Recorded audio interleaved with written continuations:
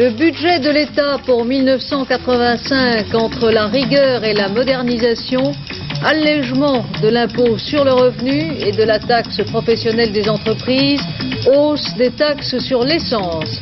Invité du journal, le ministre de l'économie, des finances et du budget, Pierre Bérégovoy. Manifestation à Paris en faveur des militants basques espagnols qui font la grève de la faim. Leur état de santé pourrait obliger le gouvernement à décider très vite de les extrader ou non. La rentrée cinématographique, Au-dessous du volcan, le dernier film de John Huston, primé à Cannes pour l'ensemble de son œuvre. Madame, Monsieur, bonsoir. On n'est plus à l'époque d'Austerlitz. Les grandes batailles d'aujourd'hui sont économiques. Tel est le thème développé ce matin en Conseil des ministres par le chef de l'État. Un Conseil des ministres particulièrement important puisqu'il a arrêté la loi de finances pour l'année 1985, autrement dit le budget de l'État. Un budget qui, en fonction des engagements pris précédemment par le président Mitterrand, devait respecter une double contrainte, la diminution d'un point des prélèvements obligatoires, c'est-à-dire impôts et cotisations sociales, et la limitation du déficit de l'État à 3% du produit intérieur brut, soit moins de 140 milliards de francs. Les promesses dans ce budget sont tenues, mais au prix de mesures sévères. Première promesse tenue, l'allègement de l'impôt sur le revenu et l'allègement de la fiscalité des entreprises. Le contribuable paiera donc en 85 5% de moins de ce qu'il aurait dû payer sur les bases de l'année précédente. Les explications de Christian Maréchal. Entre 83 et 84, si votre situation familiale est inchangée, si votre situation fiscale, c'est-à-dire le nombre de parts, reste la même, enfin, si votre salaire n'augmente pas plus vite que l'inflation, votre impôt sur le revenu baissera en 85. Prenons un exemple. Un couple, 2 enfants, le salaire mensuel est de 10 000 francs. En 84, ce couple a payé 5 250 francs d'impôt sur le revenu, plus 566 francs au titre du 1% de la contribution sociale. Il a payé au total 5 825 francs. En 85, il n'y a plus de 1%. Et il paiera seulement 5 375 francs d'impôt. La différence est de 450 francs. Où est la baisse de 5%? Là, elle n'apparaît pas. En fait, sans la mesure décidée par le gouvernement, ce couple aurait dû payer en 85 6 256 francs. Vous trouvez cette fois la baisse de 5% prévue pour 85. En résumé, pour le contribuable, il n'y a pas baisse de l'impôt en 84, mais une réduction de 5% sur le montant de ses impôts qu'il aurait dû payer en 85.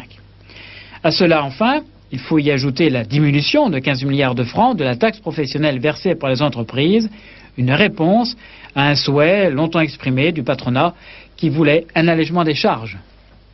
Pour la première fois depuis longtemps, donc, le gouvernement décide de freiner les prélèvements obligatoires, suivant en cela les politiques appliquées dans d'autres pays industrialisés comme les États-Unis, la Grande-Bretagne ou l'Allemagne fédérale. Comme le déficit du budget de l'État est en principe limité, il fallait aussi trouver d'autres ressources. Voilà pourquoi les taxes sur les carburants vont augmenter. Elles augmenteront en 2 temps. 15 centimes de plus pour le litre de super d'ici la fin de l'année, ensuite 25 centimes de plus entre janvier et avril 85, date à laquelle le prix du litre de super devrait atteindre 5 francs 87. S'il s'agit de hausses seulement fiscales, elles s'ajouteront aux augmentations traditionnelles du prix des carburants. L'argument avancé par le gouvernement pour justifier l'alourdissement de la fiscalité pétrolière est clair. Depuis 1980, le prix de l'essence et notamment du litre de super n'a pas augmenté plus vite que la hausse générale des prix, ce qui n'atténue pas l'effet psychologique des hausses successives dont celle qui vient d'être annoncée est la plus spectaculaire. Philippe Sassier. Depuis 10 ans, depuis le premier choc pétrolier de 1974, nous avons tous l'impression que le prix de l'essence a pris les jambes à son cou. Regardez cette courbe. En 1973, le prix moyen du litre de super était de 1 franc 30. Cette année, il s'établira en moyenne toujours aux alentours de 5 francs 25. Il aurait donc quadruplé. Élémentaire, mon cher Watson, aurait dit Sherlock Holmes. Eh bien non. Pour faire des comparaisons, il faut tenir compte de la hausse des prix et de la baisse du pouvoir d'achat de la monnaie, c'est-à-dire compter en francs d'aujourd'hui. Et avec un franc, valeur 1984, vous auriez donc payé le super 3 francs 92 et non pas 1 franc 30 il y a 11 ans. Il n'y a donc pas quadruplement, mais hausse d'un peu plus de 30%. Et le prix de l'essence, vous le voyez sur cette courbe, suit depuis 5 ans, à peu de choses près, l'évolution générale des prix. C'est justement cette sagesse qui fournit au gouvernement la possibilité d'augmenter la fiscalité pétrolière. Dans plusieurs pays, depuis la stabilisation puis le repli des prix du pétrole, le fisc s'est substitué aux producteurs pour alourdir les tarifs à la pompe. La hausse du dollar, bien évidemment, compte également pour beaucoup, mais elle n'explique pas tout. En tout cas, à partir de 85, l'essence va augmenter plus vite que la moyenne des autres prix. Et sur le prix de l'essence pèse aussi, bien sûr, l'évolution du cours du pétrole et celle du dollar. La devise américaine s'est affichée aujourd'hui en léger repli à 9 francs 18. On a donc vu l'allure du budget 85 en ce qui concerne les recettes fiscales, directes et indirectes. Passons maintenant aux dépenses. Des dépenses qui illustrent les 3 priorités assignées à ce budget, c'est-à-dire, selon le porte-parole du gouvernement, Roland Dumas, la formation, la modernisation et la sécurité. Ces priorités impliquent aussi dans les budgets de plusieurs ministères des sacrifices. Les économies. D'abord, les sacrifices. Quelques 5500 emplois seront supprimés dans l'administration. Les secteurs les plus touchés, les PTT, moins 2000 emplois, et les services financiers, moins 1900 emplois. Attention, ces suppressions de postes sont des départs à la retraite qui ne seront pas remplacés par des embauches. En revanche, 4 secteurs seront privilégiés. Ce sont surtout l'éducation nationale, 2300 emplois créés, la recherche, 600 emplois créés, et des créations d'emplois aussi dans la sécurité, plus de gendarmes, et la formation professionnelle. Enfin, 500 millions de francs seront débloqués pour informatiser l'administration. 2 mesures en faveur du logement et des propriétaires. La première, si vous possédez un appartement et si vous y faites de gros travaux, vous pourrez bénéficier d'un crédit d'impôt de 25% jusqu'à un plafond de 20 000 francs pour une famille de 2 enfants, par exemple. Seconde mesure, si vous voulez acheter un appartement pour le louer, vous aurez droit à une déduction d'impôt de 5% avec un plafond de 20 000 francs.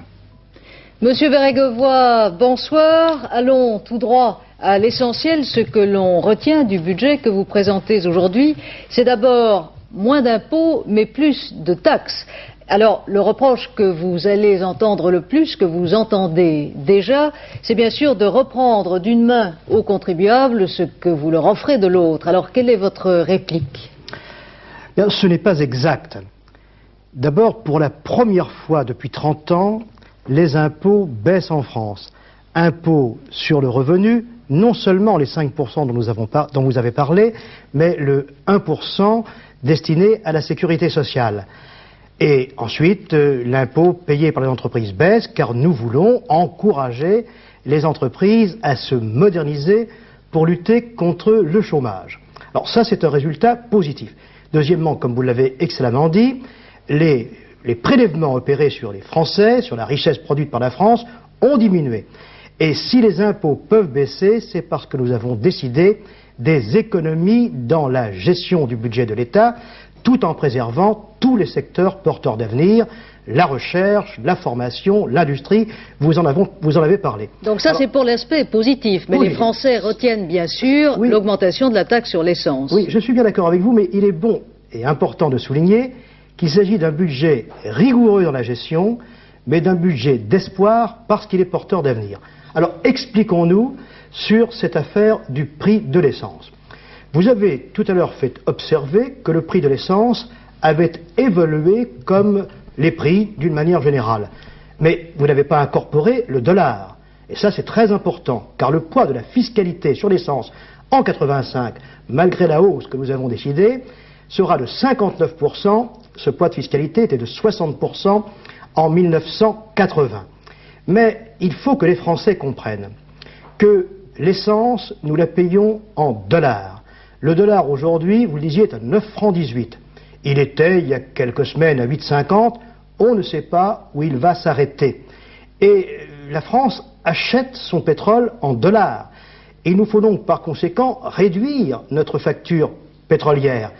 Autrement dit, la grande question pour la France, c'est l'équilibre de son commerce extérieur. Si nous achetons plus à l'étranger que nous vendons, nous sommes condamnés à nous endetter et ce n'est pas bon pour la France. Mais c'est quand même dans l'essence que vous trouvez en fait une ressource complémentaire pour votre budget. Mais nous trouvons une ressource complémentaire, mais dans le même temps, nous voulons faire comprendre aux Français l'enjeu de la bataille économique qui est la nôtre aujourd'hui. Il faut que l'on consomme moins de pétrole, énergie importée payée en dollars, et plus d'électricité qui est produite chez nous, en particulier l'énergie d'origine nucléaire. C'est une grande bataille, et je dis aux Français qui m'écoutent que ce n'est pas par plaisir que nous augmentons le prix de l'essence, c'est par devoir. Cette mesure, je ne sais pas si elle est populaire ou si elle est impopulaire. Il y a peu de chances qu'elle le soit, monsieur le ministre. C'est possible, mais je ne suis pas certain, car je crois que les Français sont des gens de bon sens. Ils doivent comprendre ceci, c'est que si nous n'équilibrons pas notre commerce extérieur, nous nous endettons. Et qu'à partir de ce moment-là, la France ne sera plus totalement indépendante sur le plan économique, et elle ne pourra plus parler haut et fort sur la scène internationale, comme le fait le président de la République. Alors, il faut donc, par conséquent, limiter la consommation pétrolière. Nous le faisons par le biais de cette taxe, mais il faut aussi que les Français prennent conscience de l'enjeu. Sans doute faut-il aussi que les constructeurs d'automobiles produisent des modèles qui consomment moins. Alors, permettez-moi une dernière remarque, Madame Aucrenne, s'il vous plaît. Je voudrais dire ceci. Les impôts, c'est le gouvernement qui les décide. Et c'est le Parlement qui les vote. La consommation d'essence, on a parlé tout à l'heure du téléphone, les Français doivent naturellement gérer au mieux leur budget. Je sais qu'il y a des Français qui se déplacent en automobile et qui peuvent peut-être ne pas me comprendre. Eh bien, je leur demande de prendre conscience de ce qui est en jeu. Je leur dis, faites cet effort, il va dans la bonne direction. Ça commande le redressement économique de la France.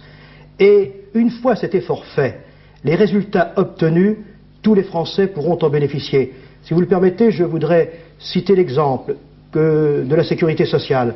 En 1982, j'ai demandé aux Français de faire un effort. Ce n'est pas moi qui ai réduit la dépense sociale et qui ai dégagé des excédents. Les Français ont aidé le gouvernement, comme les professions médicales. Eh bien, faisons le même effort en ce qui concerne notre commerce extérieur, et les Français y trouveront récompense. Tout effort mérite récompense. C'est le langage que je tiens aujourd'hui à mes compatriotes, sûrs d'être entendus s'ils ont, comme moi, le même amour de leur pays et s'ils mesurent bien les enjeux sur la scène internationale. Alors, Monsieur Bérégovoy, venons-en à la philosophie d'ensemble de ce budget. Un budget qui est donc caractérisé par la diminution des impôts, mais une diminution égalitaire, c'est-à-dire qui inclut aussi les hauts revenus.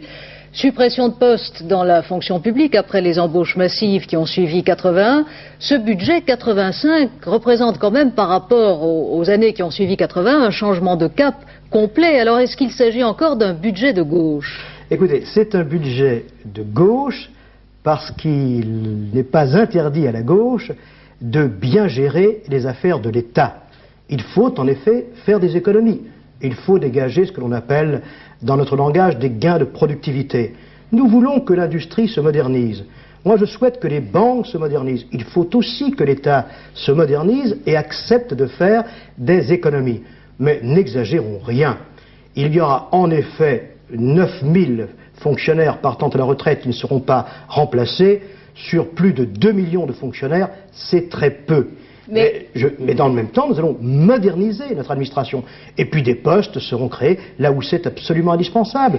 La formation qui est notre priorité, la recherche, la sécurité des Français. Mais justement, si l'on voit donc la liste de vos priorités, comme la sécurité, aussi les mesures en faveur du logement pour les propriétaires, les mesures en faveur des entreprises, on a quand même le sentiment qu'il s'agit d'un budget bien recentré. Il s'agit d'un budget rigoureux dans la gestion, et d'un budget d'avenir. Et pas d'un budget préélectoral avant les législatives de 86 ? Écoutez, le président de la République a tenu à ce que les impôts baissent pour libérer les initiatives. Mais vous avez parlé dans les termes que j'ai retenus de la hausse du prix de l'essence. Reconnaissez que cela n'est pas électoraliste, mais courageux. Mais budget de rigueur, budget d'espoir, mais aussi budget de justice sociale. Car l'impôt sur le revenu baisse proportionnellement plus pour les petits revenus que pour les autres. Nous avons maintenu le 1% social sur les revenus du capital.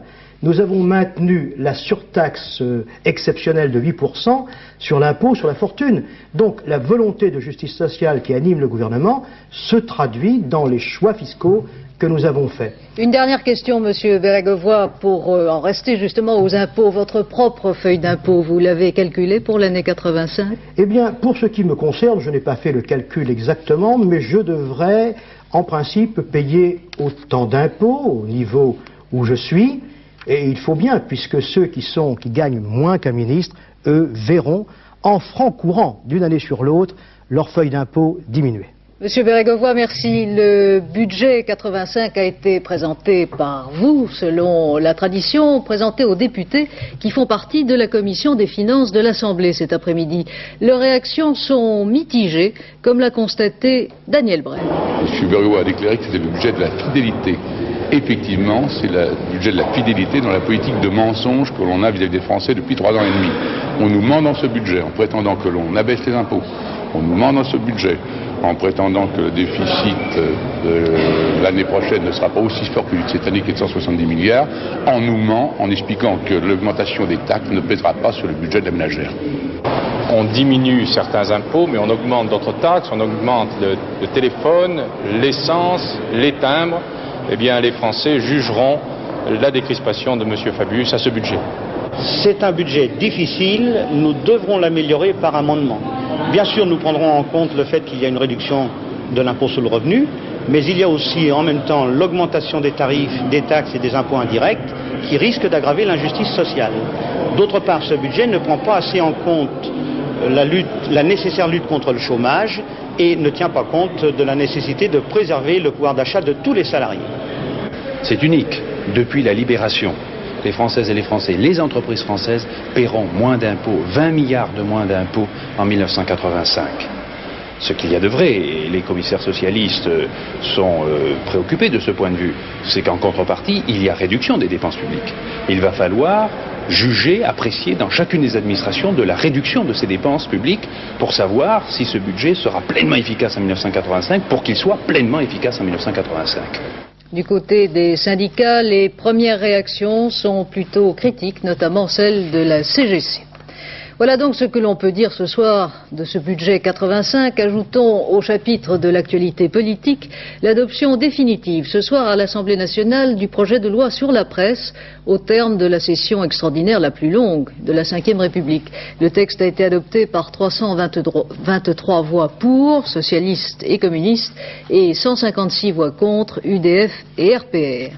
Par ailleurs, la loi sur la limite d'âge dans la fonction publique et le secteur public adoptée le 29 août dernier par l'Assemblée, cette loi a été déclarée conforme à la Constitution par le Conseil constitutionnel qui avait été saisi par des parlementaires de l'opposition. Le gouvernement français devra sans doute trancher plus tôt que prévu dans le délicat dossier des militants basques espagnols dont l'Espagne réclame l'extradition et qui poursuivent une grève de la faim à la prison de Fresnes. Le ministre espagnol de la Justice qui est à Paris répète qu'il s'agit de détenus de droit commun et qu'il ne peut y avoir d'autres hypothèses que l'extradition. Une manifestation en leur faveur a eu lieu ce matin devant le ministère de la Justice et cet après-midi devant la prison de Fresnes. Hervé Brusini. Enchaîné face au ministère de la Justice, geste symbolique de plusieurs dizaines d'amis des 8 militants basques espagnols actuellement détenus à Fresnes et en grève de la faim. Mot d'ordre de cette manifestation, non aux extraditions, non aux expulsions, donnez-leur le statut de réfugiés politiques.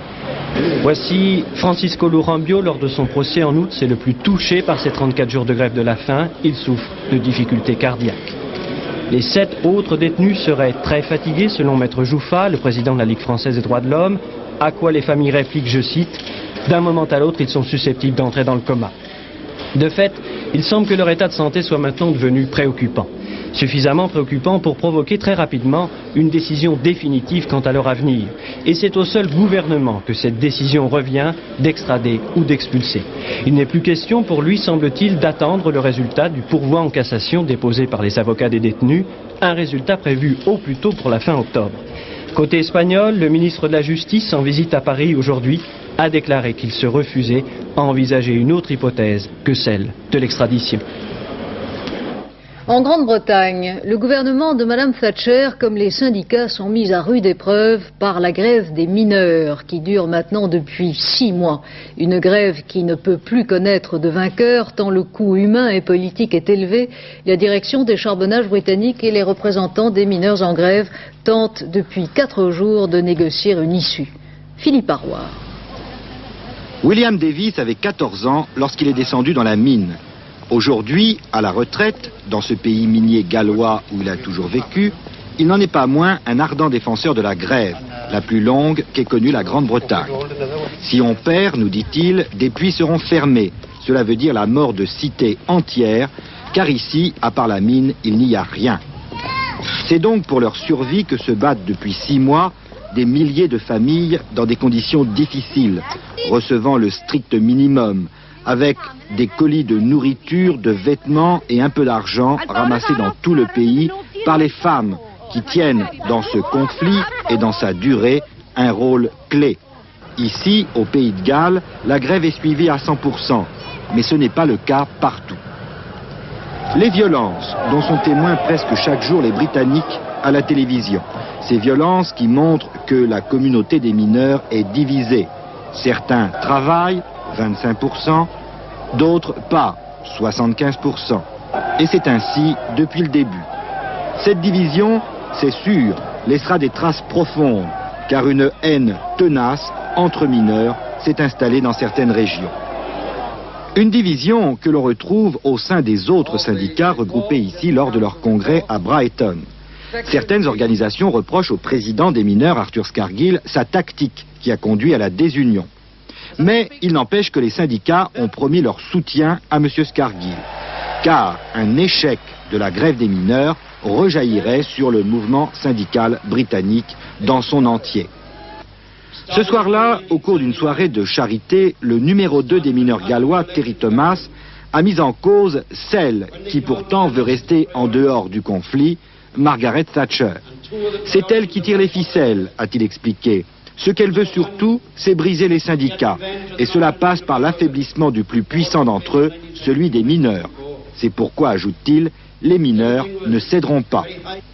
Et comme Margaret Thatcher n'est pas du genre à céder non plus, le jeu est bloqué.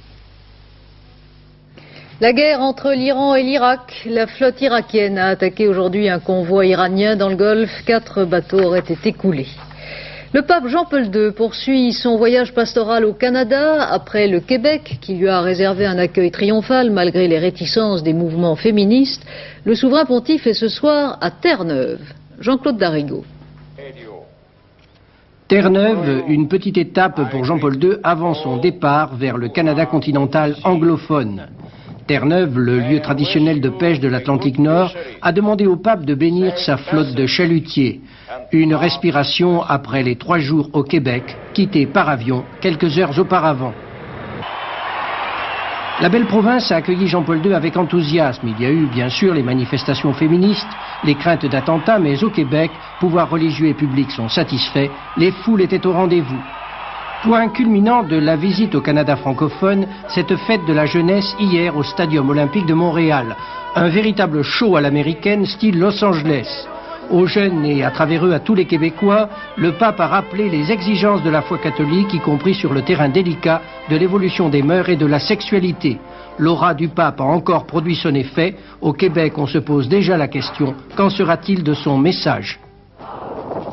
Le temps s'est amélioré en mer du Nord aujourd'hui et les hommes grenouilles tentent en ce moment même de plonger pour examiner la cargaison du Mont-Louis dont la coque s'est brisée lundi dernier sous le choc de la tempête.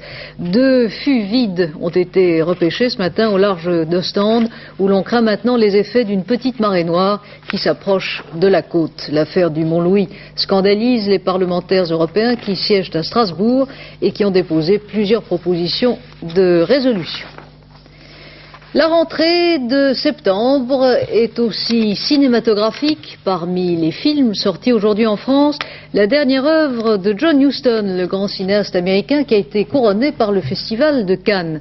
Il s'est attaqué à un très grand livre au-dessous du volcan de Malcolm Lowry, une histoire d'alcool et d'amour que nous présente France Roche. La magie de la côte mexicaine avec son bruyant étang de vent et de vagues a envoûté John Huston. Quand il ne tourne pas, il vit à Puerto Vallarta, entre jungle et mer, sur une pointe où il a construit un petit état à lui. Hollywood l'avait surnommé le roi rebelle. Les Indiens de Puerto Vallarta l'appellent la Grande Ombre. C'est au Mexique que le réalisateur du Faucon Maltais, de Moby Dick ou de Moulin Rouge a réalisé son dernier film Au-dessous du volcan, qui compte la descente aux enfers d'un consul ivrogne au milieu des têtes de mort qui ornent là-bas les fêtes folles et macabres de la Toussaint. He's the bloody Sinarquista. Look at that badge on his lapel. They're the ones I've been writing about. The ones getting money from the Nazis. Présenté et primé au Festival de Cannes, le film a pour interprète exceptionnel Albert Finet qui fait un numéro étourdissant d'ivrogne, le matin presque sobre et descendant peu à peu dans la journée la pente qui conduit au délire. Il a été plus qu'idéal. Il a beaucoup dirigé de scène lui-même.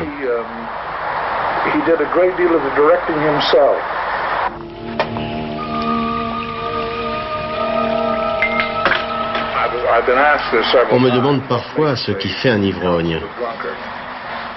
Il rejette au niveau spirituel le monde qui l'entoure.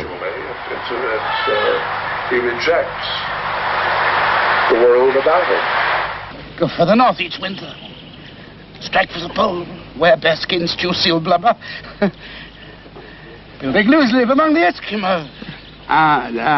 When Brother Hugh comes on a visit, especially Mr. Royce in Spain or wherever, I'll show proper Eskimo hospitality and give him my wife to bed down with during the cold northern night. Jeff, what possesses you?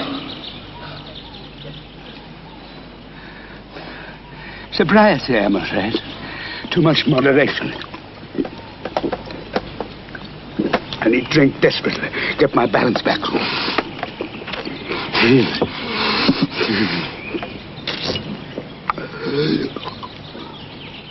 La mort d'un grand joueur de tennis français, Yvon Petra, qui s'est éteint à l'âge de 68 ans. Il avait gagné le tournoi de Wimbledon en 1946. Il était l'une des grandes figures du tennis français de l'après-guerre. Et maintenant, les pronostics de Pierrette Bresse pour le quartet de demain à Vincennes. Le 15, le 4, le 12, le 6, le 10, le 8, le 9 et le 11.